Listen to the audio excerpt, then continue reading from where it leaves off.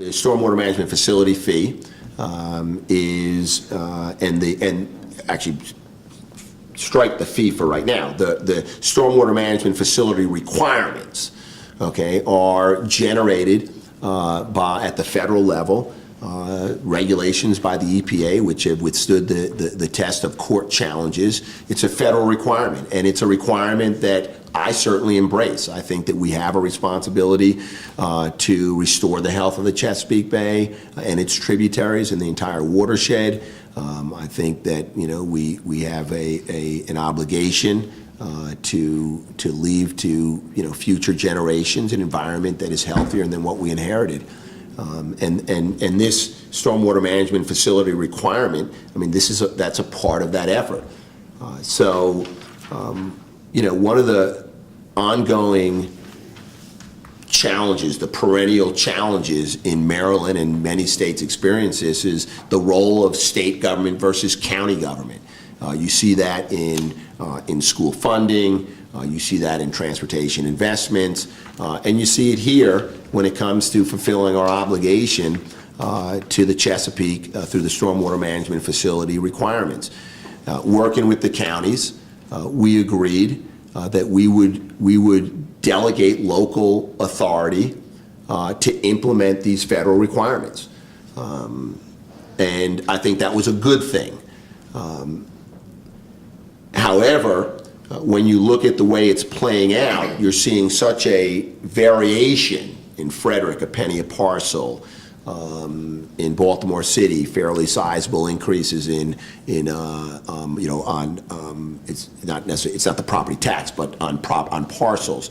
Prince George's County is taking a completely different approach, which is probably the way that I would have gone, which is the public-private partnerships to upgrade and their 43,000 facilities are going to enter into these public-private partnerships, which will be able to extend the period of time in which to basically pay for them, so kind of spread it out a little bit. And I'm a fan of public-private partnerships. You see counties doing it in different ways, and that creates a lot of frustration, I think.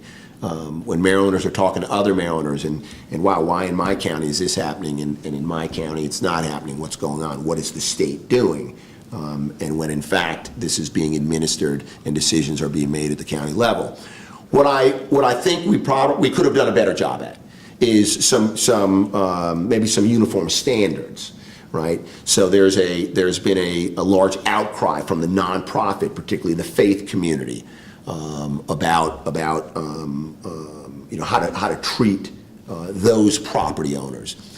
There's expressed concern about the amount of credit, if any, that goes to a property owner that does remediation or that has done remediation in the years leading up to the implementation of the program and meet modern standards for, hey, that's good, that's best practices remediation, and they don't get credit for it. So I think as from the state level, we could have sent down some standards. We could have said your program needs to include offering credits for remediation, and you could have a period of time during which it happened passed. If you needed to cap the credit or you could do that. If we believed we should have had a more robust discussion, if we believe that nonprofits and the faith community ought to be treated a different way, some uniform standards. So I think that we could have done a better job there, providing some uniform guidelines, but I don't think that we should be rolling back the program. I don't think we should roll back our program. If you believe that we have a commitment to restoring the health of the Chesapeake, then you have to believe that we need to do that through our stormwater management facilities and upgrading them.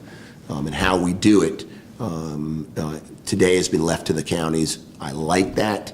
I'd like to see a little bit uniform treatment across the 10 jurisdictions.